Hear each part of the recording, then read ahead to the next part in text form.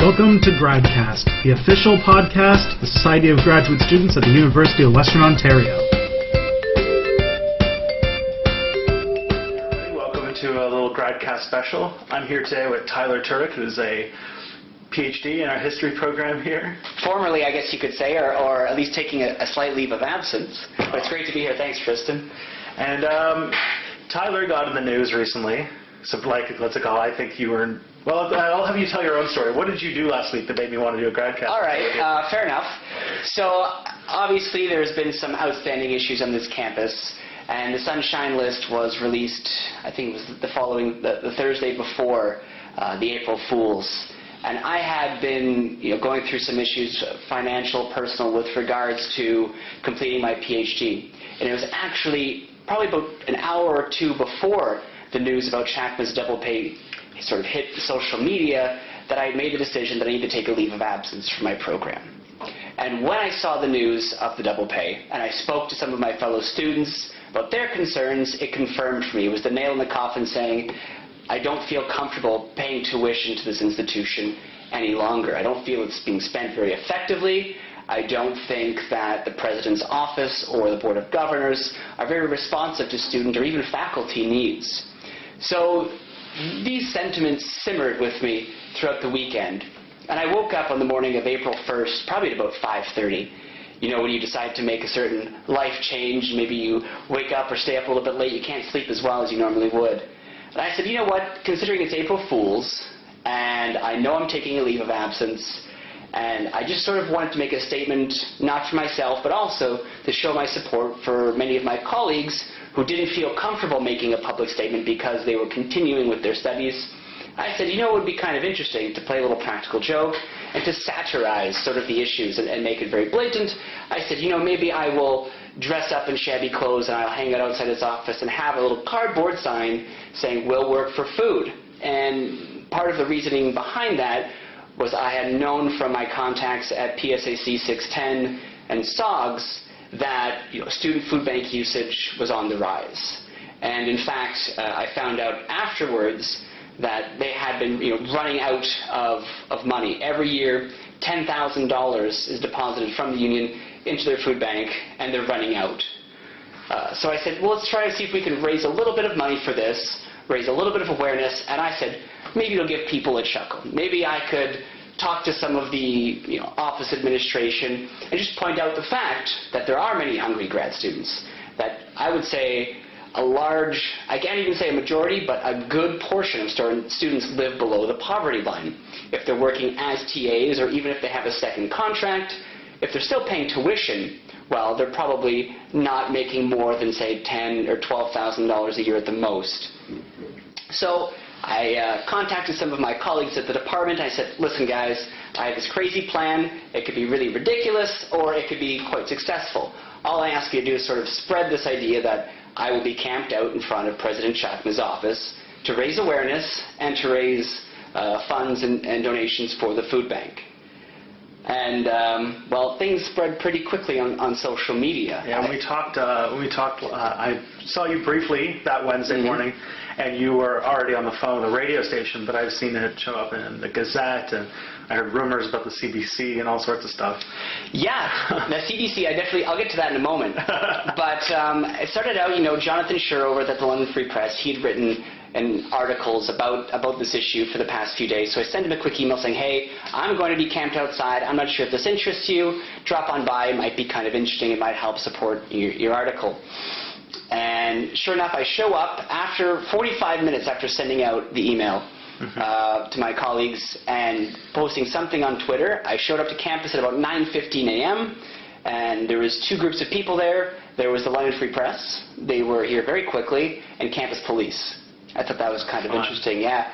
So the fact that, within 45 minutes of posting something publicly, the campus police were on this, obviously Western administration or someone is monitoring social media. I'm not sure how word got out, but it did. And that was the first hint that, okay, maybe there's something here beyond, my own personal issues, and maybe this will be more than just, a satirical April Fool's Day joke. So I sat down, and of course, the blinds in President Chakma's office closed very quickly. He has these steel blinds that sort of prevent anyone from seeing into the office. Very Darth Vader-esque. Yeah, well, I called it the Iron Curtain, because it literally was sort of a metal curtain. And I should just clarify that my office is as close to President Chakma's as it gets on campus. I am literally 6 feet away from his office door. There are no offices, student or otherwise, any closer. So in a way, it sort of set ourselves up there for an interesting confrontation. But I didn't see it as a confrontation. I was trying to speak, of course, very politely to anyone who walked by, offering my opinions and just saying, hey, I'm not trying to represent the entire student body. I don't have that capacity. But I just wanted to make a statement before leaving. And of course, it quickly sort of built into something new, because once the London Free Press reported, the Western Gazette dropped by pretty quickly soon thereafter. Soon afterwards, I'm getting calls from local AM radio wanting interviews. And I said, okay, that's interesting. And then I realized that this wasn't just about students and administrators or even a campus issue. This had a larger public significance. And of course, NDP MP Peggy Sadler has been arguing about this in Queen's Park for some time, and she's been doing a really great job, I think, of raising high-level attention to some of the problems that go on university campuses, and particularly with how senior administrators and presidents are compensated. And as the day progressed, I was getting feedback from persons I hadn't heard of in a long time, or strangers that I'd never met before, coming to show their support. And that was very encouraging. And so in a way, the idea of my protest changed throughout the day, because what started as a joke became something more serious by the end of the day. And that's when I started getting, the CTV wants to speak with me, and they brought a camera guy out here. So at the end of the day, my protest, I said, this will end around noon. 10 to 12, I'll be out there collecting donations. Well, I was there until about 4 o'clock, because things kept on rolling. People were still interested in the issue. And I didn't want to make it personal. I didn't want to make it, I am upset at the president for his pay, and I didn't blame the president for the fact that I had to take a leave of absence. And I think when you personalize issues such as that, it takes away from what's actually at stake here.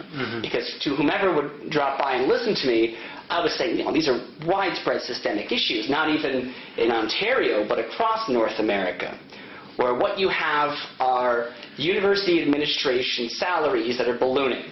Obviously, administrations have grown quite substantially over the last 25, 30 years. And these are the persons, the individuals, not responsible for teaching and research. But in fact, they're sort of telling us from above the research and teaching priorities. At the same time, they've been cutting departmental budgets, they've been cutting services, they've been replacing tenure-track faculty that have retired with contract faculty who lack job security. As I said, food bank usage was on the rise. And you can point to a number of indicators to say that there are some serious problems here. And I just felt it was quite ridiculous that the president should be compensated double in a way that not even the most senior faculty are compensated for their, when they go on sabbatical. They only get 85% of their pay when they take a year off to go and do research, to write a book, or for professional development. Well, he got 100% of his salary, even though he didn't take any time off, didn't engage any professional development, and of course, no teaching and research. Unless I'm mistaken, I don't know when the last time President Chakma's been in a classroom, but based on his strategic priorities and the way he engages with students and faculty at all levels, I would say it's been quite some time since he's had to understand what it's like to be in the university system and sort of be at the very bottom. And just about a year ago, they just told us they didn't have enough money to do post-residency fees. And that's precisely it. So myself, for instance, and I can only really speak for myself, I'm paying full tuition as a fifth-year PhD student, despite the fact that I'm also an employee of the university as a teaching assistant. And I should mention, the only time in the past 5 years I've met President Chakma was at an awards ceremony for graduate students. I received in June 2014 Graduate Student Teaching Award for my efforts. And he, of course, these are funded by SOGs, so they come out of graduate student fees. It's not as if the university administration is giving money for these awards, I got a $500 check for which I was very grateful, but that was less than a quarter of the price I had to pay when I was in England doing my research that summer, to basically contribute to the university. And the idea of post-residency fees, I didn't bring this up in my protest, but of course it's very significant to a wide number of graduate students. When you think that you are here and you're trying to finish your dissertation, you're trying to get into the workforce to publish your manuscript so you can be a competitive scholar, at the same time, the university is basically taxing you for services you're not using. So, I mean, in the past 8 months, I've probably had 10 to 12 meetings with my supervisor. That's great, but does that really account for, say, the $5,500 I paid in tuition because she wasn't compensated for her meetings with me? That's just sort of rolled into a whole bunch of different budgets, and all things said and done, I didn't think that that money that I had paid in tuition over the past 2 terms was going effectively either to my education or the education of undergraduate, graduate students, or the development of junior faculty. Mm-hmm. And you get to the point where you see all of these numbers being flashed across the screen in terms of, the fundraising, the hundreds of millions of dollars that the president has brought in, and all of these great strategic plans they have. At the same time, I've been at the ground level teaching now for 5 years. We have a stellar international relations program at this school. I've invested a lot of time and energy to cultivating these students to help them succeed, and I have gotten great feedback. I mean, they were the ones who nominated me for the Graduate Student Teaching Award. This was student nominated. Mm-hmm. But this IR program has a $0 budget. And I looked for other opportunities where I could take a more commanding role in teaching at the ground level. So I had a number of innovative proposals. Some of them, the professors I work with said, hey, these are great ideas, but there's no money. And talking to the administration, I went to the Dean of Social Science and met with him about the IR program. Yet there's just no money for these types of innovative programs. Mm-hmm. So when you broadcast across the Western University website that you're all about the student experience, you're all about research innovation, you're all about teaching, well, I just found there was a disconnect between what the website and the recruitment posters were saying and the types of decisions that were actually going on. Because as we know, the decision to give President Chakmagate double pay, well, that wasn't communicated to any students or representatives in the Senate or otherwise. They're just kind of expecting it to just be not mentioned.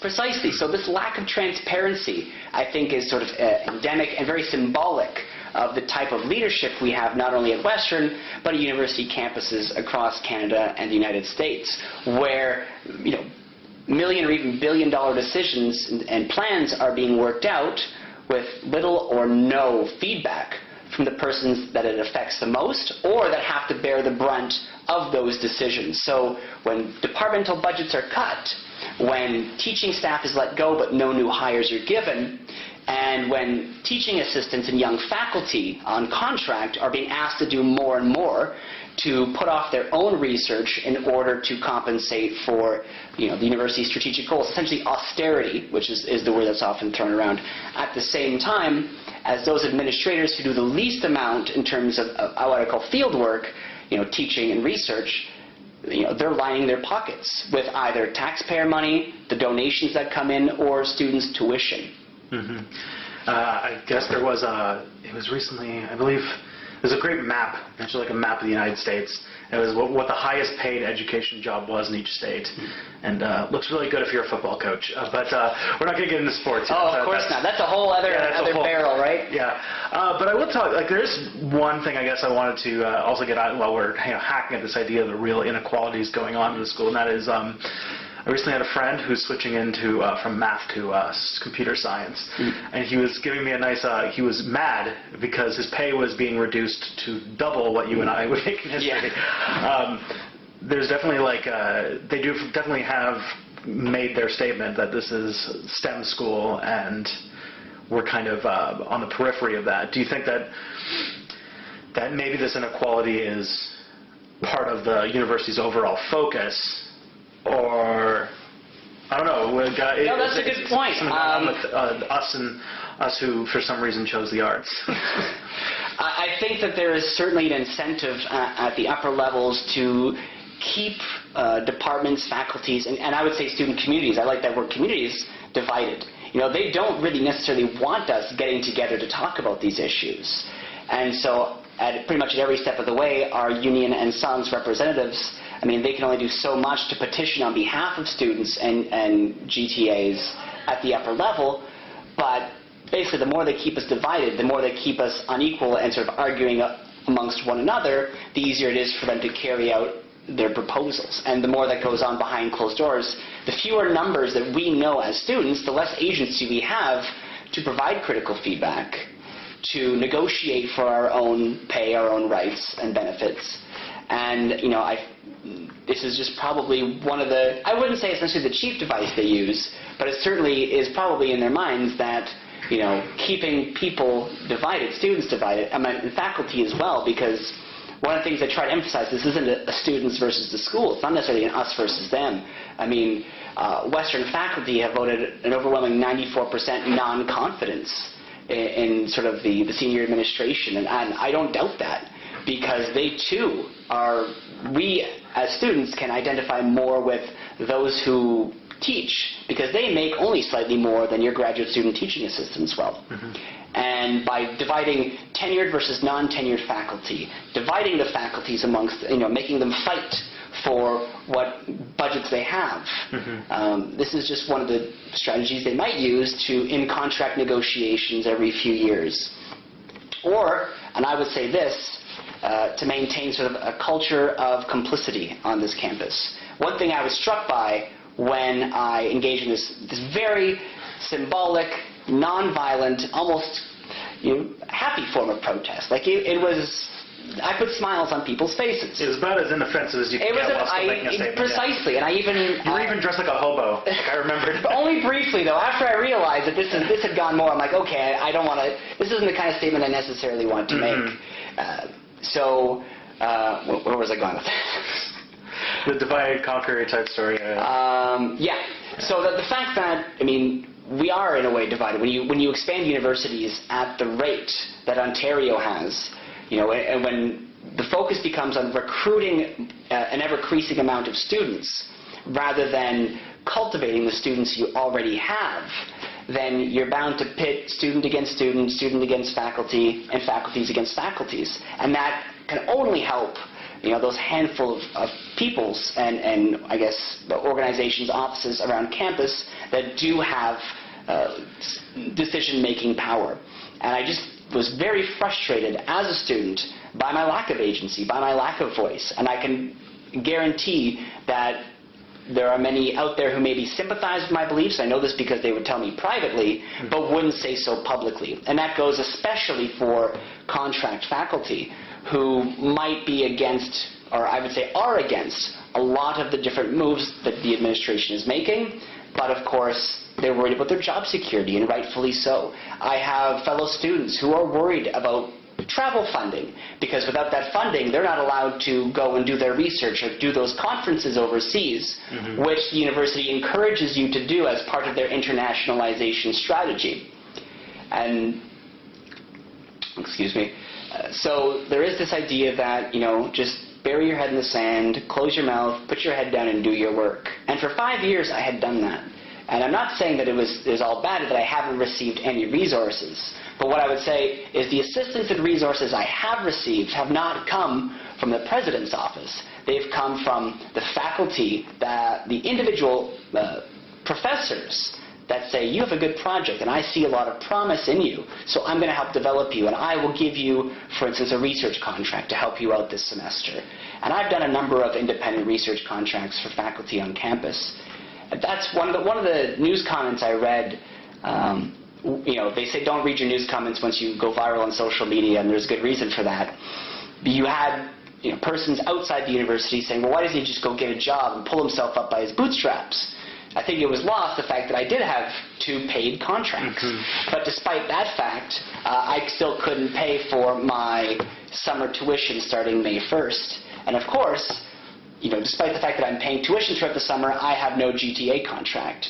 My wife is also doing her PhD, and she's in French studies, And we just sat down and said, you know what, there's no way that both of us can finish our dissertations without living in a form of poverty, which I don't think someone who has several advanced degrees, 11 years of post-secondary education, and a wide variety of transferable skills should have to endure. And I realized, I looked 3-5 years down the road, and I thought to myself, this isn't the kind of career I want. I don't think that big research institutions such as Western really want to invest in those types of persons. What they want to do is, get large donations from alumni, Stephen Pelosi, whose space is, of course, on the social science building, and that's what we're supposed to aspire to. We're all supposed to aspire to be millionaires and governors of the Bank of Canada or successful celebrities. And of course, they're looking at a very, very small, right, the tip of the pencil in terms of alumni and success. And there was just a tension I felt in what I was being told I should aspire to and the kind of tools and assistance I was being given to move towards that end. It was always my dream since I was in second year university at the University of Ottawa. I said, I want to be a history professor because I had some phenomenal teachers and they inspired me to pursue education. And that is what I've dedicated most of my university experience to, is developing the skills and sort of the knowledge base necessary to succeed in that field. But I was told when I applied for a job in political science that perfectly complemented my dissertation. They said, we didn't even get to your application.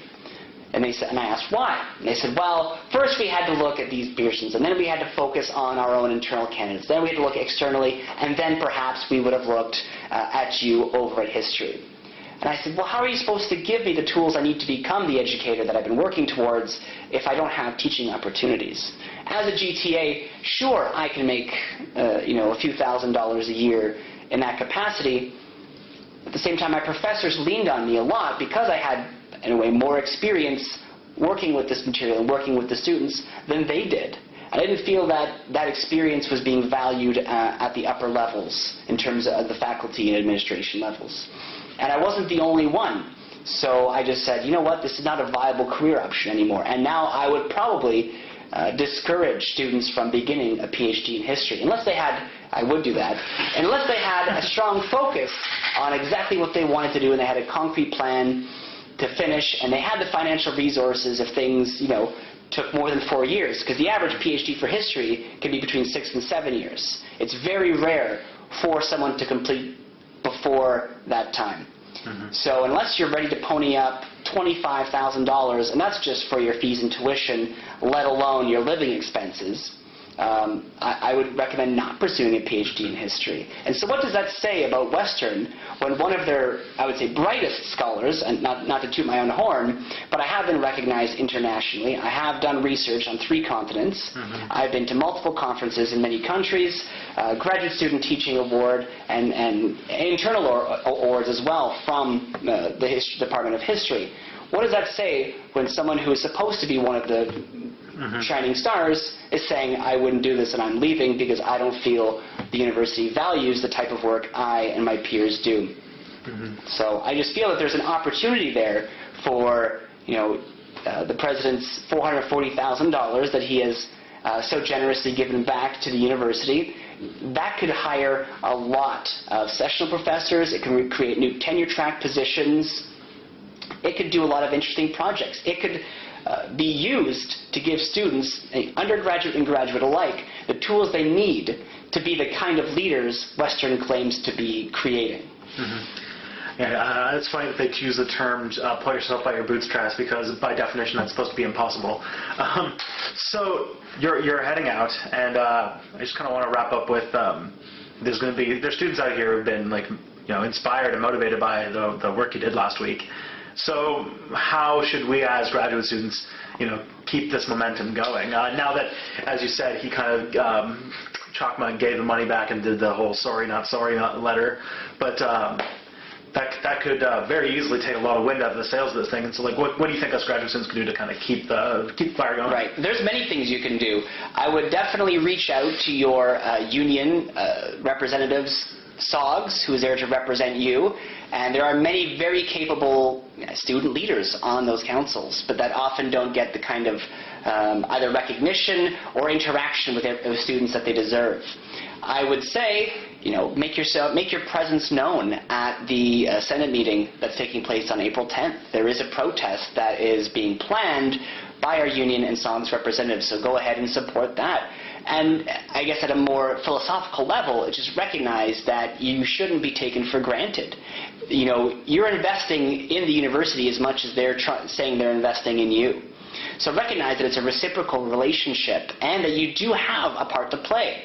So never forget that you have a voice. Sometimes you have to ruffle a few feathers that I had done. But I was quite surprised that one graduate student doing a very inoffensive demonstration in front of the president's office during this, tense period in media relations, that led them to shut the blinds and not answer the door. The London Free Press knocked on their door for about 10 minutes without an answer. They were so afraid of one student trying to raise money for the food bank that they had to go into hiding to come up with their sorry not sorry email and claim that they're going to have this impartial review. Of course, students and faculty were not consulted on this impartial review, and they're bringing in, Justice Googe to provide some sort of analysis. It's just one lawyer from outside of the university. He hasn't been in university since the 1960s. What does he understand about the problems facing students, in universities in general today? And so just never take yourself for granted, because if you are in this university, chances are you are a very intelligent person, you have certain ambitions in life that you would like to realize. So don't let senior administrators, essentially millionaires, tell you how you should learn when they're the ones who are actually compromising, in a way, your ability to learn. All right, well, thank you very much, Tyler. You'll be missed around here. Thank you, Tristan. I'll be back at some point in time. That's all for this week. If you want to send us some feedback, or if you want to come on the show yourself, email us at gradcastradio@gmail.com. Be sure to hook us up on social media. On Twitter, we're at GradcastRadio, and look up Gradcast Radio also on Facebook. If you want to subscribe to the podcast is located at gradcast.podbean.com, and it's on iTunes. And while you're there, why don't you leave us a review? It really helps us out. We'll see you guys next week.